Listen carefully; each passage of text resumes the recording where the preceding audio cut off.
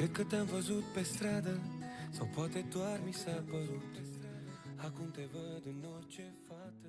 Bună! Astăzi o să vă arăt cum să faceți un cozonac cu puțină drojdie. În perioada asta de epidemie, drojdia a devenit de negăsit. Că e de bere, că e uscată, se găsește foarte greu. Eu, în general, folosesc foarte puțină drojdie și pentru pâine, pentru pizza, pentru orice produs care are nevoie de drojdie. Folosesc foarte puțină pentru că nu-mi place gustul care se simte în aluat și nu am nevoie de mai mult.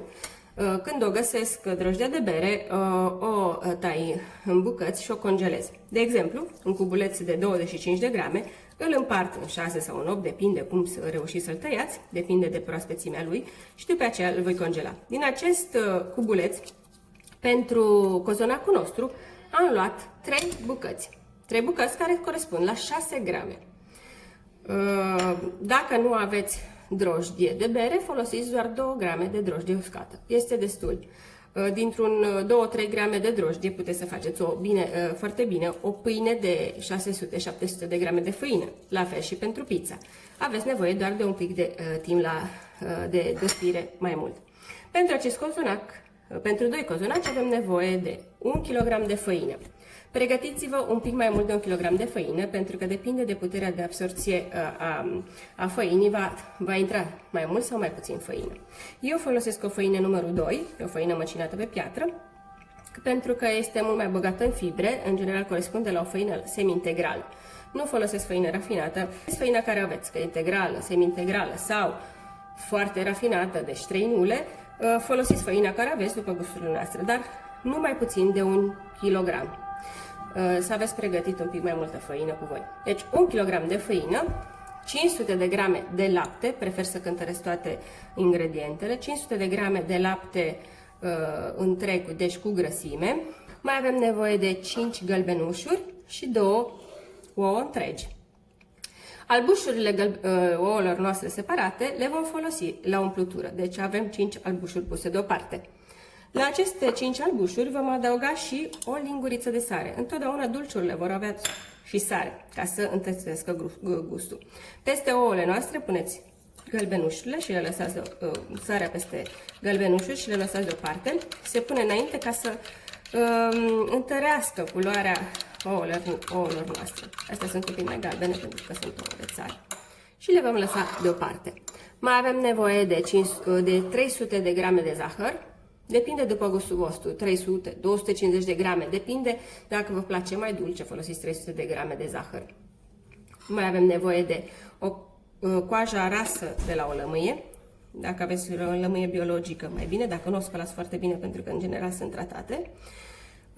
Și grăsime, poate să fie 150 de grame de ulei sau untură sau unt. Eu în cazul ăsta am folosit jumătate untură, jumătate unt, care îl vom folosi la aluatul nostru. Pentru umplutura cozonașilor noștri vom folosi cele 5 albușuri bătute, care vor fi bătute cu 100 de grame de zahăr, cu 2 linguri de cacao pe care le-am dat prin sită, care corespund cam la 30 de grame de cacao, 200 de grame de nuci măcinate și stafide. 3 linguri de stafide, puteți folosi mai multe dacă vă plac. Și se va folosi și rahat dacă aveți. Eu nu am. După gust puteți să folosiți și esență de rom. Înainte de a începe cu cozonacul nostru, e de preferat să puneți stafidele la hidratat, la muiat. Deci vom pune peste stafidele noastre un pic de apă călduță. Ceea ce este important, ca toate produsele, toate ingredientele noastre pe care le folosim la cozonac trebuie să fie la temperatura camerei, deci nu rece de frigider. Deci am pus stafidele noastre la muiat și le dăm deoparte. Între timp, înainte de a face orice altceva, trebuie să activăm drojdia noastră, ca să nu avem surpriza că drojdia nu este bună și să aruncați toate ingredientele. Deci vom lua cam 100 de grame de lapte pe care le-am încălzit foarte puțin. Este la o temperatură cât ca corpul, deci foarte ceea ce numim noi călduță, cu temperatură călduță, și vom pune drojdia noastră în lapte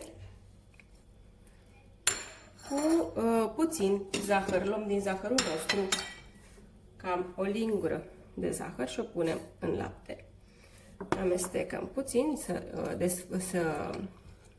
să topească sau să se dizolve drojdia noastră, peste care vom pune și puțină făină.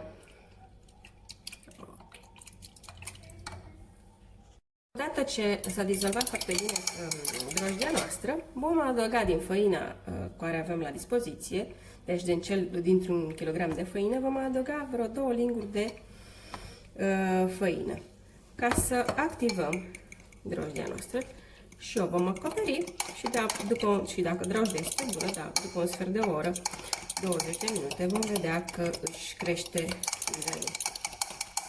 Ok. Și avem cam 200, nivelul este la 200. Vom vedea cât crește. O vom acoperi cu o folie de plastic, o punguță care o folosiți doar pentru așa ceva, sau în cazul ăsta eu am un capac din silicon. Și așteptăm să crească ca să putem continua cu cozonacul nostru.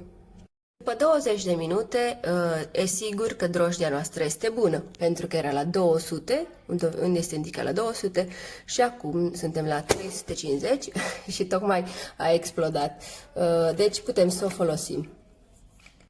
Deci odată ce suntem siguri că drojdia noastră este bună, putem să o continuăm cu 200 de grame de lapte, pe care le vom pune la încălzit, dar foarte puțin, în care punem zahărul, restul de zahăr, pentru că o lingură am folosit-o pentru drojdie, pentru a activa drojdie, și coaja rasă de la portocală. Înainte am spus lămâie, dar e o coajă de portocală. Așa are mai mult timp să se infuzeze și să dea gust mult mai puternic pentru cozonacul nostru. Îl vom pune deoparte. Înainte de a-l pune în aluat, îl vom încălzi cât să-l suportăm la deget. Deci nu trebuie să fie fierbinte, că altfel ne va distruge drojdia. Între timp, punem și opărim aluatul, o parte din făină. 150 de grame de făină o vom opări cu restul de lapte, care sunt 200 de grame de lapte. Îl vom pune peste. La ce ne folosește opărirea acestei făini? Opărirea unei părți din aluat ne dă posibilitatea de a crea un aluat mai puternic, mai structurat, pentru că odată ce se gelifică amidonul, devine mult mai elastic. Deci ne va permite să avem un aluat care are o putere de absorbție a lichidelor mult mai mare și mult mai rezistent la despire. Deci incorporăm făina și o vom lăsa după aceasta la răcorit. Odată răcorit, putem să incorporăm toate ingredientele. Deci îl vom lăsa deoparte la răcorit.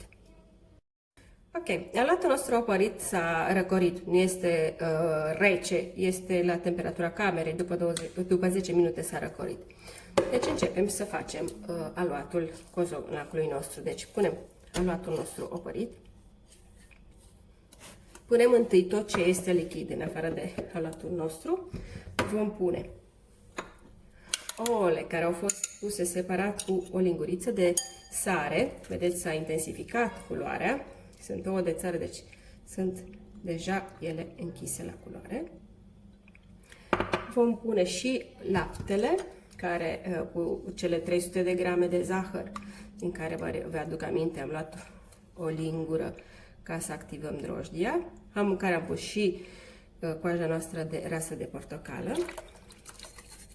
Nu lăsați zahărul. Ok, le-am încălzit la temperatura camerei, cât să fie fierbinte, și vom pune și drojdia noastră activată. Vedeți cum a crescut? Deci suntem siguri că nu vom strica făina și restul ingredientelor noastre. Okay. Odată ce vom dizolva aluatul nostru opărit, vom putea continua cu făina.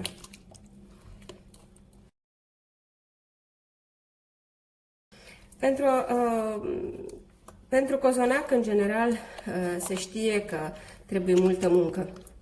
Eu nu iubesc să mă chinui prea tare, așa că voi face acest aluat prin autolizii. Ce înseamnă autolizii? Înseamnă că odată ce vom pune făina, o vom lăsa să-și creeze singur rețeaua de gluten, cam 15 minute, 20 de minute, după care vom începe să-l frământăm. Asta sigur ne va scuti de prea mult efort și nu va trebui să frământăm jumătate de oră, dacă nu mai mult, cum vedeam pe mamele noastre sau pe bunicile noastre. Da.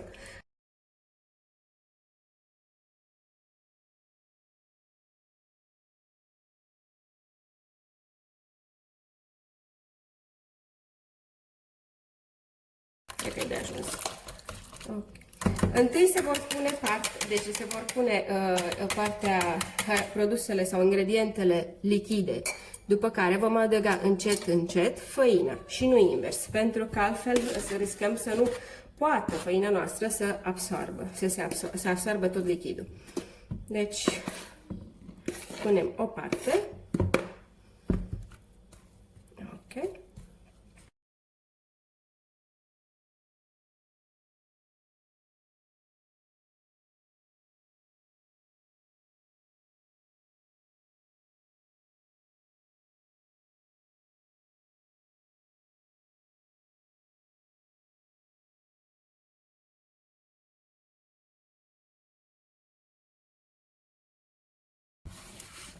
Este un aluat mult prea moale deocamdată.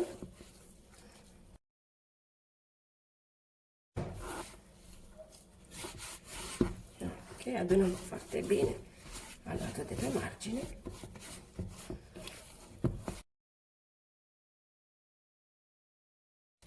Ok. Ok. E încă lipicios, mai punem foarte puțin și îl putem lăsa în autolizie.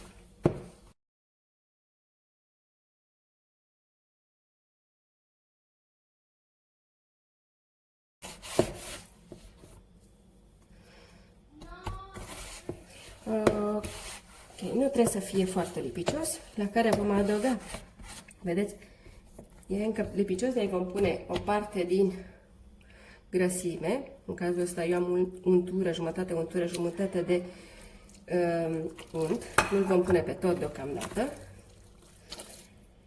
Îl vom încorpora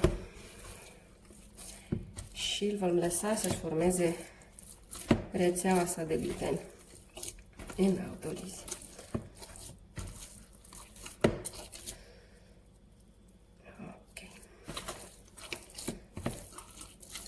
Deci vom lua marginea aluatului și îl duce spre centru. Luați marginea și îl duce spre centru. Ok.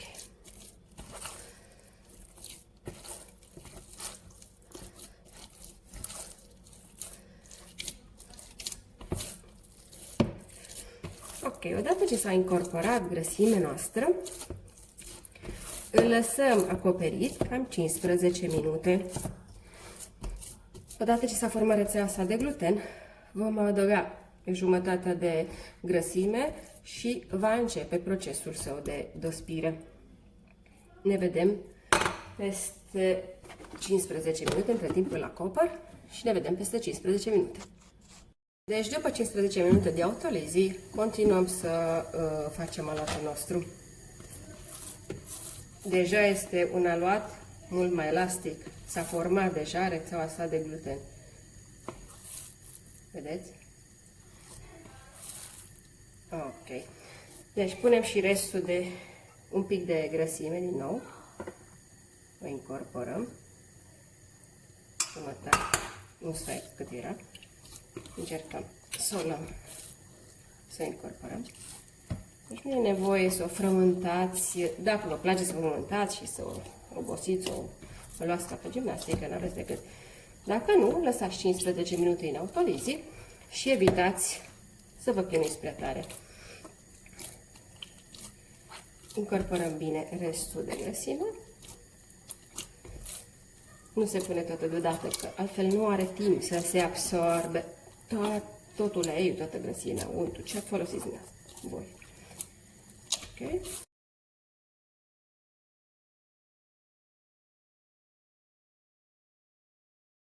Deci s-a absorbit uleiul nostru, cât grăsimea noastră, și punem restul de aluat. Deci pentru acest cozonac am avut nevoie de 1 kg de făină plus 100 de grame, pentru că mi-a rămas cam atât dintr-un pahar. Deci un pahar de făină are 150, să zicem cam 30 de grame. Deci cam 100-120, depinde de puterea voastră de puterea făinii voastre de absorție. Okay. Înglobăm și acest ulei. Ok, deci a absorbit. Deci întotdeauna vom lua aluatul de pe margine și îl ducem spre centru. Margine, centru, margine, centru și tot așa. Și îl vom pune la dospit, dar la fiecare 30-40 de minute îl vom împături, sau ce se cheamă în engleză stretch and fold. Deci îl vom deranjând dospirea lui, ca să-l împăturim. Împăturirea îi va da mult mai multă structură aluatului nostru și va îngloba aer, ca să-l ajute să crească mult mai bine și mult mai frumos. Îl veți pune la dospit într-un loc ferit de curenți de aer, la o temperatură un pic mai ridicată. Mi-aduc aminte când eram copil că se făcea foarte cald în bucătărie când se făceau cozonaci, muream de cald. Dar puteți să puneți pentru 2 kg la această cantitate, puteți să o puneți foarte bine în cuptor. Deci, vedeți, începe deja să fie, pentru că am înglobat tot uleiul, începe să fie mai lipicios. Deci, îl vom acoperi cu folia noastră de plastic, cu punga, cu capacul și îl vom pune la despit. Eu îl voi pune la despit în cuptor, în care o să pun un ibric cu apă caldă ca să-i dea căldură. Nu ai nevoie să facem căldură de 30 de grade în toată casa, ci de ajuns să despească cam la 25-27 de grade, de aceea îl voi pune în cuptor cu un ibric cu apă caldă. Deci am pus aluatul nostru în cuptor să dospească cu o crăticioară cu apă caldă. E saburii, nu știu dacă îi vedeți. Așa se creează o temperatură cam de 26 de grade, 25 până în 27 de grade și este de ajuns pentru aluatul nostru. Deci nu avem nevoie să stăm cu atenție, să nu deschidem ușa la bucătărie, cum se făcea când eram mică. Deci stă bine mersi la cuptor, la temperatura lui și peste 30 de minute, 40 de minute maxim, facem prima serie de împăturiri. După cum vedeți, în cuptor am o temperatură cam de 26 de grade. 10 minute, deci o voi face prima serie de împăturiri. Stretch and fold sau întindere și împăturire. Vedeți, deja a început să crească. Deci luăm prima margine, o întindem și o ducem spre centru. Întoarcem ligheanul sau castronașul, întindem și o ducem spre centru. Din nou, întindem și ducem spre centru. Asta este împăturirea aluatului. Întindem, deja este un aluat care are o rețea de gluten foarte bine formată. O întindem și o ducem spre centru. Având în vedere că are destul de multă grăsime și oricum e lichid, putem să o facem acest lucru și pe planul de lucru, fără să adăugăm altă făină. Se va întinde și se va lua primul capăt și se va duce la jumătate. Ok? La fel, cealaltă parte și o împăturim, ca pe un fășân, ca pe un copil. Ok. O putem întoarce invers și facem ultima serie. Întindem și o ducem la mijloc și la fel cealaltă parte. Și asta e prima parte, prima serie de împături. Ok, încercăm să-i dăm o formă cât mai rotundă. deja a început să creeze bule de aer. O punem din nou la dăspit. O să mai facem alte 2 serii de împăturiri și cred că după aceea va fi gata. Deci o punem din nou în ligheanul nostru, în castronul nostru. Acoperim și îl pun din nou la cuptor, la dăspit. Ok, suntem la a 3-a împăturire. Ups! Crescut, s-a auzit pentru că era foarte mult gaz în interior. Deci așa arată aluatul meu după 2 ore și jumătate, 2 ore și 3 ore de dăspire. Puteți să continuați să o lăsați, știm că e încă bună pentru că apăsând își revine. Deci eu prefer să fac și o a 3-a împăturire, după care vom face, o voi mai lăsa o oră și jumătate la dăspit. O fac pe planul de lucru. Da.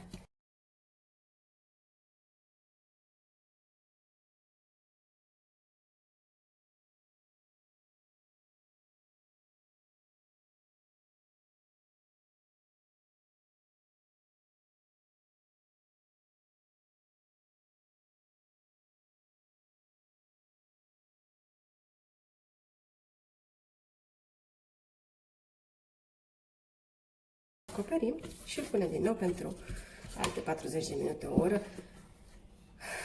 sau cât considerați. Nu mai mult de 2 ore, pentru că odată ce dospește prea mult, nu mai deranjăm pentru o oră jumătate, 2. Altfel, dacă trece perioada lui de dospire, nu mai puteți să faceți nimic cu el. Ne vedem pentru forma finală. Deci ne-am întors la aluatul nostru. După 5 ore de dăspire, arată cam așa. Și-a triplat volumul efectiv, este plin de bășici. Dacă îl apăs, își revine, semn că nu a dăspit prea tare, și îl vom împărți în 2 și facem 2 cozonaci. Deocamdată este momentul, acesta este momentul cel mai bun să ne pregătim umplutura noastră. Deci avem 200 de grame de nuci pe care le vom măcina.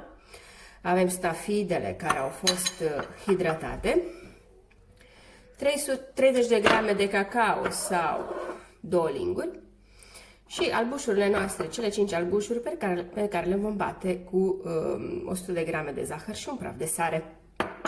Întâi măcinăm nuca. Dacă nu avem mașină de măcinat, cum era odată, putem să le dăm prin mixer, putem să le faceți cu cuțitul, cum vreți dumneavoastră să le pisați cu cuțitul.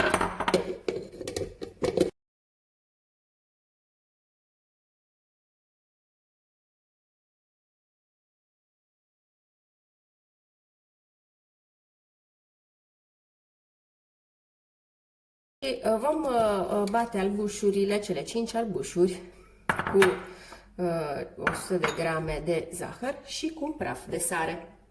Întotdeauna când se bat albușurile se pune sare și oricum întotdeauna în dulciuri se va pune sare ca să-i ezalte dulceața. Batem albușurile noastre într-o bezea nu foarte tare.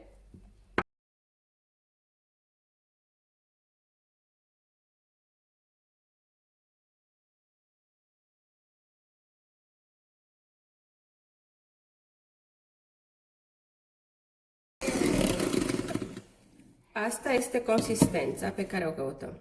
Deci să curgă. Ok, am bătut albușurile noastre cât să curgă. Vom adăuga nuca. Eu voi pune doar jumătate de cantitate, pentru că jumătate o fac cu cacao, jumătate fără cacao.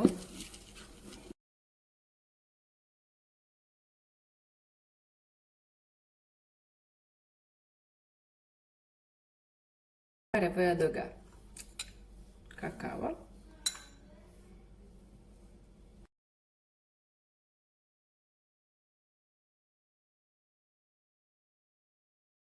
Punem și esența de rom.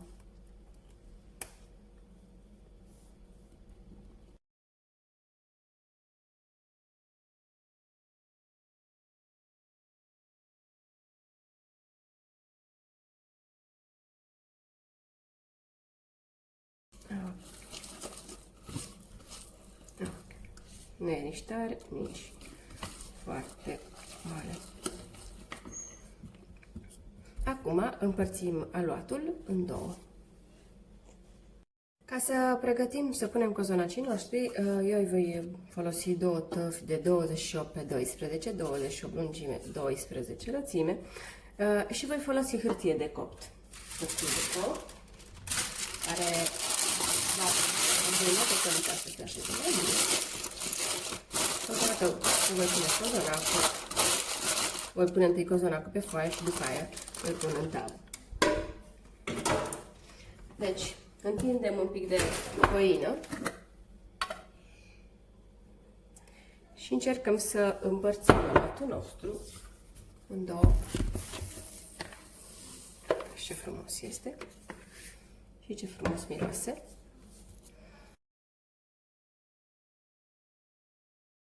Okay. Vom încerca să facem două părți egale. Ok. Și vom încerca să întindem o primă foaie cât mai rectangulară posibil sau ca un dreptunghi. Este plin de bășici.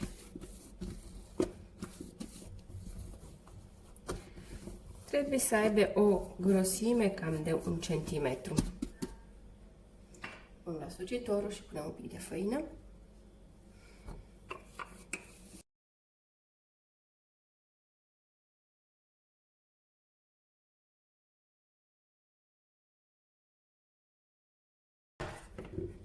Deci cam asta trebuie să fie lățimea lui.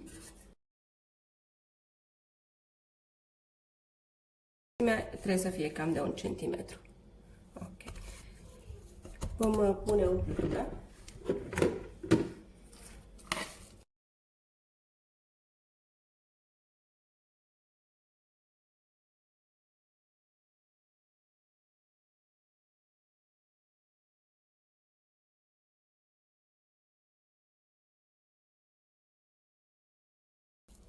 Ok. Stafide, jumătate de stafide. Încercăm să le punem cam peste tot. Pe cât posibil.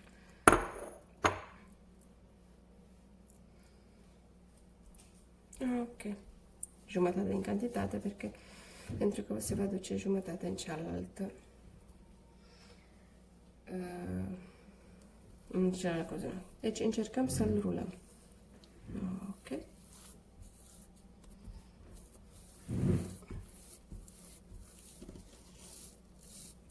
Închidem bine partea de aluat și capetele.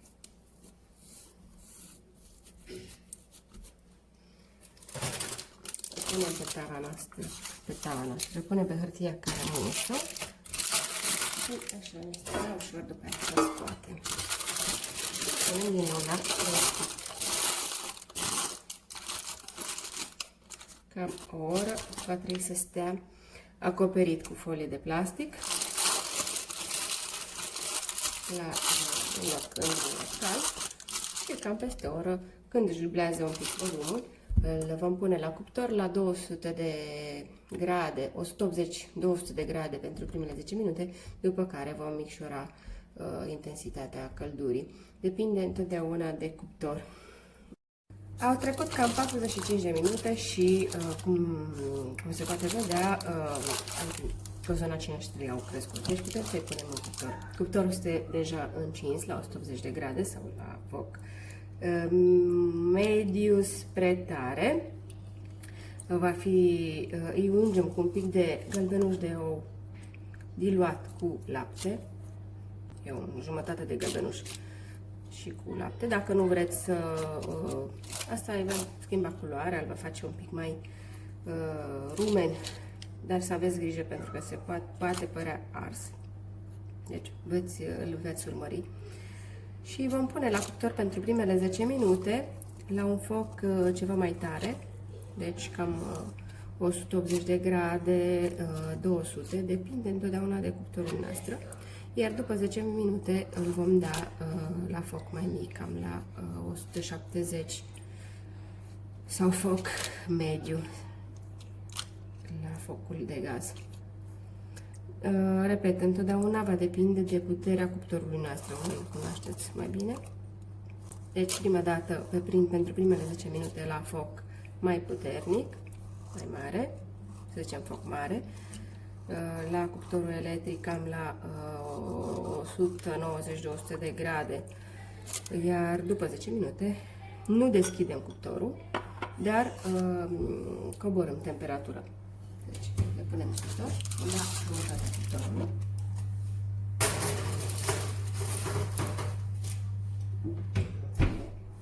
Și pentru 10 minute îl vom lăsa cu foc mai mare, după care vom diminua temperatura. Dacă vedeți că e prea rumenit după un sfert de oră, îl acoperiți cu o folie de aluminiu, altfel se va arde prea mult. În general, timpul de coacere ar fi cam 40 de minute și îl puneți înapoi în cuptor. După 25 de minute arată cam așa, deci au crescut. Acum încercăm cu o scobitoare mai lungă să vedem dacă s-au copt. Dacă îi se udă, ca în cazul ăsta, atunci mai trebuie să-l mai ținem. Au trecut 45 de minute, mai încercăm o dată cozonacul nostru, dacă este uscat de data asta, înseamnă că este gata. Ok, este uscat, deci putem să-l scoatem din cuptor și lăsăm să se răcorească. Cozonacii s-au răcit, putem să vedem cum stă în interior.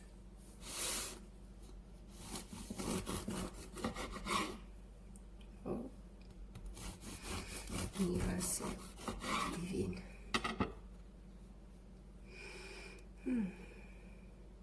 Ok.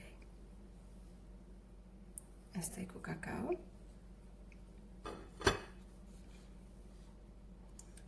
Vedem pe celălalt cu fără cacao.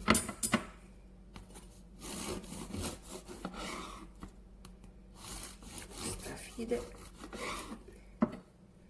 și cu migdale.